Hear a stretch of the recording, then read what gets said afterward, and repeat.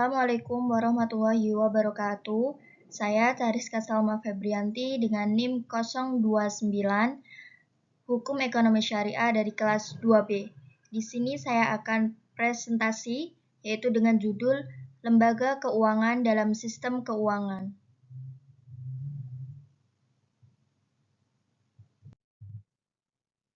Kemudian latar belakangnya. Sistem keuangan memiliki peran yang sangat penting dalam perekonomian suatu negara. Sistem ini tidak hanya mencakup kegiatan penghimpunan dana, tetapi juga distribusi dana yang efisien untuk kegiatan investasi, konsumsi, dan pembangunan. Salah satu elemen utama dalam sistem keuangan adalah lembaga keuangan.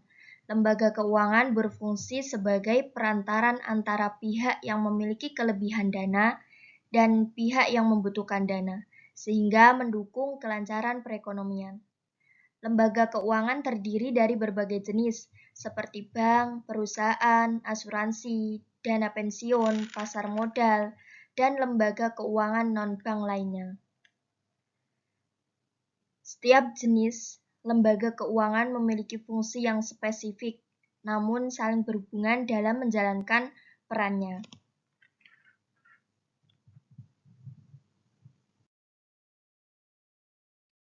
Saya mengambil 3 rumusan masalah, yaitu yang pertama, apa fungsi sistem keuangan? Yang kedua, apa saja jenis pasar keuangan dalam sistem keuangan? Yang ketiga, yaitu bagaimana perbedaan antara aset finansial dan non-finansial.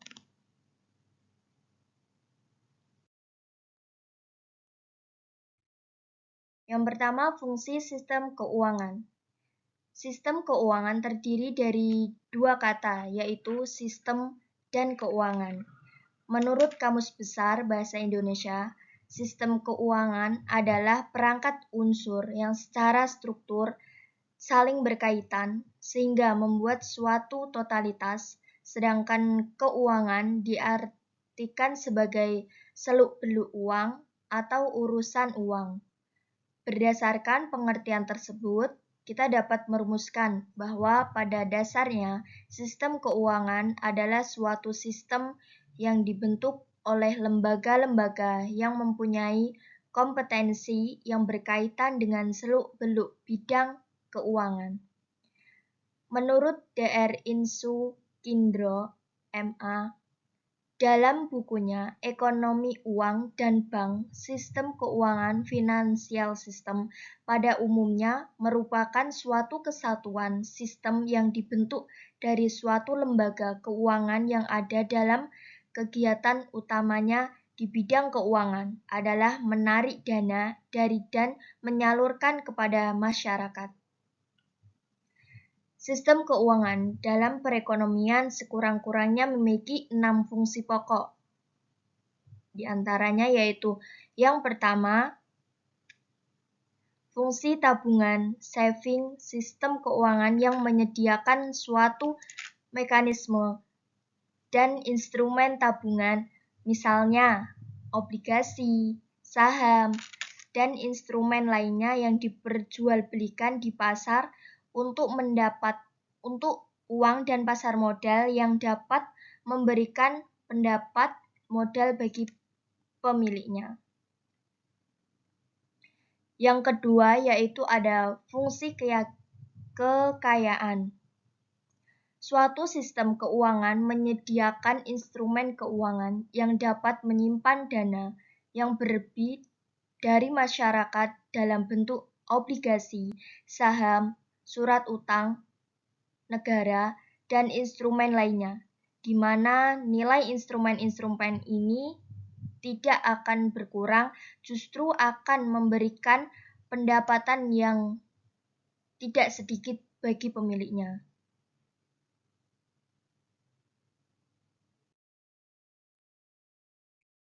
Yang ketiga, fungsi likuiditas.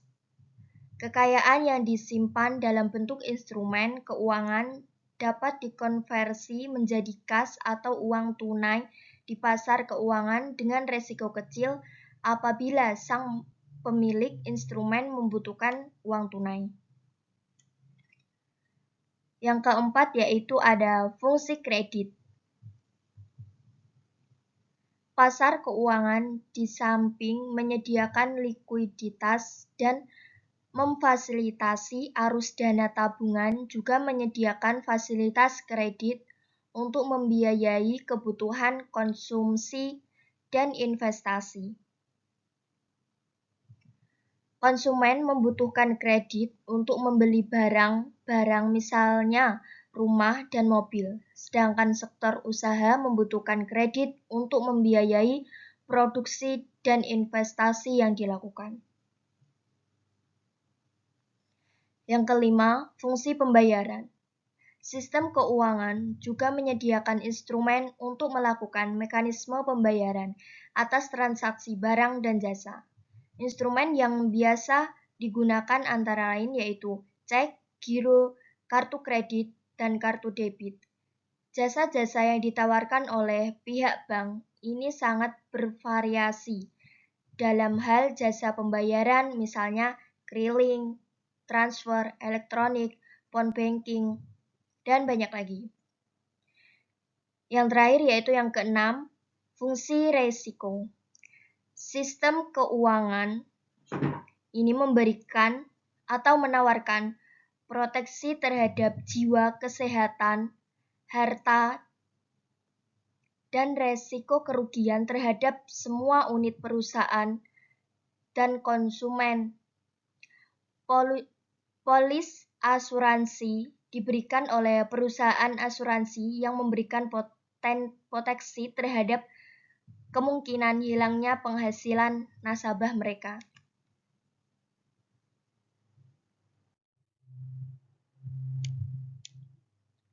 Selanjutnya yaitu ada materi jenis pasar keuangan dalam sistem keuangan. Pasar keuangan (financial market) merupakan pasar tempat terjadinya perdagangan sekuritas seperti uang, saham, serta obligasi. Pasar keuangan memperdagangkan segala bentuk sekuritas surat berharga yang memiliki peran penting dalam perekonomian. Pasar keuangan yang terdiri dari pasar uang dan pasar modal memiliki fungsi vital dalam sistem ekonomi, yaitu menyalurkan tabungan kepada pihak-pihak, misalnya individu, perusahaan, atau lembaga-lembaga yang lain yang memiliki pengeluaran lebih banyak daripada penghasilan yang diterimanya. Secara umum terdapat beberapa jenis pasar keuangan, antara lain yaitu yang pertama, pasar uang, money market. Pasar uang, money market adalah pasar di mana instrumen keuangan jangka pendek, instrumen pasar uang ditransaksikan. Instrumen keuangan jangka pendek biasanya didefinisikan sebagai instrumen keuangan yang jatuh tempo dalam waktu kurang dari 1 tahun, termasuk pinjam antar bank jangka pendek, commerce paper, dan lain-lainnya.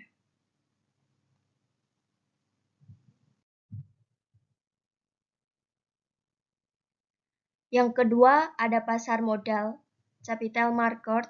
Pasar modal, capital market adalah pasar di mana instrumen keuangan jangka panjang ditransaksikan termasuk saham dan obligasi. Hasil perdagangan dari obligasi dan saham dapat digunakan secara leluasa oleh perusahaan dalam jangka panjang sebagai tambahan modal perusahaan. Para pelaku yang mempunyai peran dalam pasar modal adalah perusahaan sekuritas di pasar saham, sedangkan di pasar obligasi, baik bank maupun perusahaan sekuritas sama-sama mempunyai peran. Yang ketiga yaitu pasar valuta asing atau forex exchange market.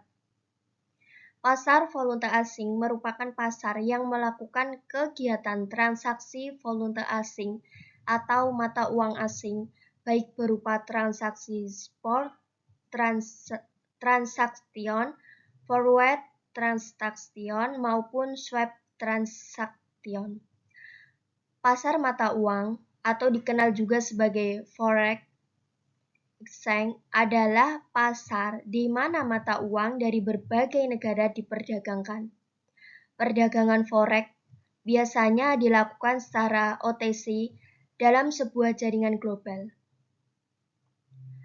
Pasar mata uang merupakan pasar yang terbesar jika dibandingkan dengan pasar-pasar lainnya di dalam pasar keuangan dunia. Yang keempat yaitu pasar komoditas, future market. Pasar komoditas merupakan pasar yang kegiatannya adalah memperjualbelikan barang-barang komoditas tertentu. Pasar komoditas adalah pasar mana komoditas diperdagangkan secara terorganisir dan biasanya berjangka yang melibatkan institusi keuangan.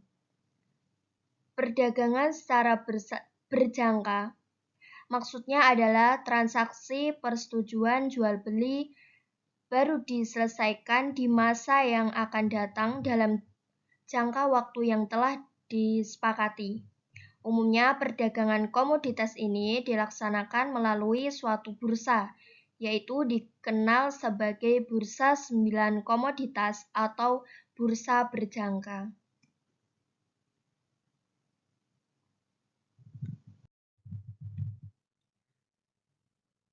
Dan yang terakhir yaitu ada pasar derivatif.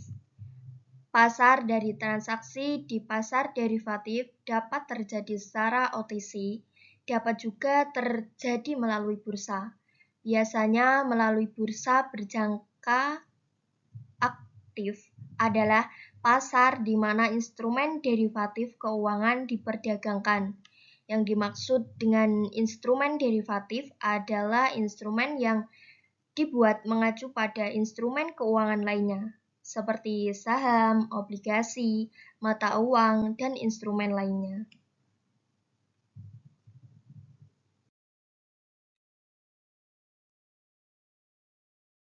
Selanjutnya ada aset finansial. Aset finansial, menurut Peter, adalah klaim terhadap pendapatan atau kekayaan perusahaan bisnis, rumah tangga, atau unit pemerintah yang biasanya diwakili oleh sertifikat, tanda terima, atau dokumen hukum lainnya yang biasanya dibuat dengan meminjam uang. Karakteristik: tidak memberikan suatu jasa yang terus-menerus kepada pemiliknya seperti rumah tempat tinggal, mobil, atau mesin cetak. Menjanjikan pendapatan di masa depan, dapat dijadikan sebagai alat untuk menyimpan uang. Tidak dapat disusutkan karena tidak habis dipakai. Kondisi fisiknya tidak dapat dinilai untuk menentukan nilai pasar. Umumnya adalah bentuk sehelai kertas, sertifikat, atau suatu entry komputer dalam komputer scriptless proses sebagai bukti klaim kekayaan atau perusahaan yang telah menerbitkan surat berharga tersebut.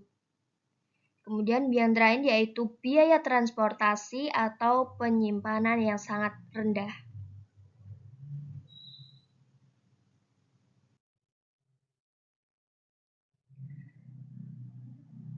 Kemudian ada jenis-jenisnya aset finansial. Yang pertama ada uang tunai atau cash. Uang tunai adalah aset finansial yang diterima langsung sebagai alat pembayaran untuk barang dan jasa. Bisa berupa uang kertas atau logam yang digunakan dalam transaksi sehari-hari. Yang kedua, simpanan pada bank. Aset keuangan seperti giro, deposito berjangka, dan tabungan yang disimpan di bank sangat mudah untuk diuangkan, bisa cepat diubah menjadi uang tunai. Yang ketiga ada saham atau equity. Saham adalah instrumen kepemilikan dalam perusahaan. Pemilik saham dapat keuntungan dari dividen dan hak suara dalam keputusan perusahaan. Yang keempat, ada obligasi, surat berharga dari pemerintah atau perusahaan. Pemiliknya akan menerima bunga tetap dan pengembalian pokok saat jatuh tempo. Yang kelima, surat berharga komersial. Bentuk utang jangka pendek dari perusahaan atau lembaga kepada investor. Yang keenam, unit penyertaan reksadana. Surat berharga kepemilikan kolektif dalam suatu investasi yang dikelola menjadi investasi saham, obligasi, atau pasar uang. Yang terakhir, 7. Instrumen derivatif. Instrumen finansial yang nilainya tergantung pada nilai aset lainnya seperti saham atau obligasi. Contohnya yaitu warisan, REITs, option, future contracts, biasanya digunakan untuk lindungi nilai atau spekulasi.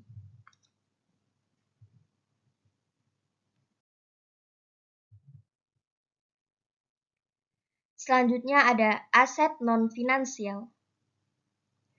Aset non-finansial adalah aset yang bukan berupa uang atau investasi di pasar keuangan, tetapi juga memiliki nilai ekonomi. Aset jenis ini bisa berkontribusi pada kestabilan finansial meskipun tidak selalu bisa dijadikan uang dalam waktu cepat. Karakteristik aset non-finansial yaitu yang pertama, tidak liquid, tidak mudah diuangkan dalam waktu singkat. Yang kedua, bernilai ekonomis, memberikan manfaat finansial baik langsung maupun tidak langsung. Yang ketiga, manfaat jangka panjang. Bisa digunakan atau dimanfaatkan dalam waktu lama. Yang keempat, terakhir, dapat mendukung kestabilan ekonomi dan pertumbuhan kekayaan.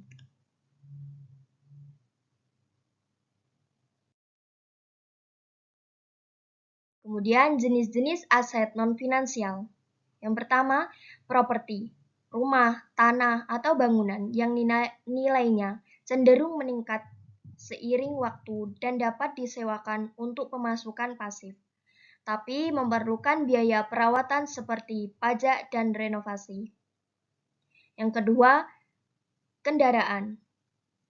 Mobil atau motor yang digunakan untuk keperluan pribadi atau operasional bisnis, misalnya ojek online atau rental. Nilainya bisa turun karena umur dan pemakaiannya. Yang ketiga, peralatan, mesin produksi, alat kantor, atau barang berharga seperti lukisan dan jam tangan mewah digunakan untuk mendukung produktivitas dan bisa bernilai tinggi. Yang keempat, pendidikan dan keterampilan.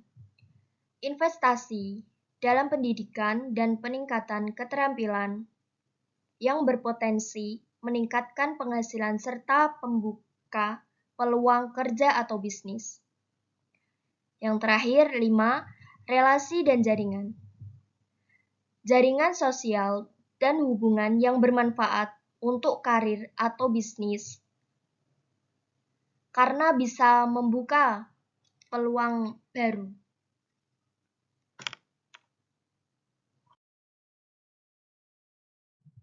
Sekian presentasi dari saya. Saya ucapkan terima kasih. Apabila ada kata-kata yang salah, mohon dimaafkan. Assalamualaikum warahmatullahi wabarakatuh.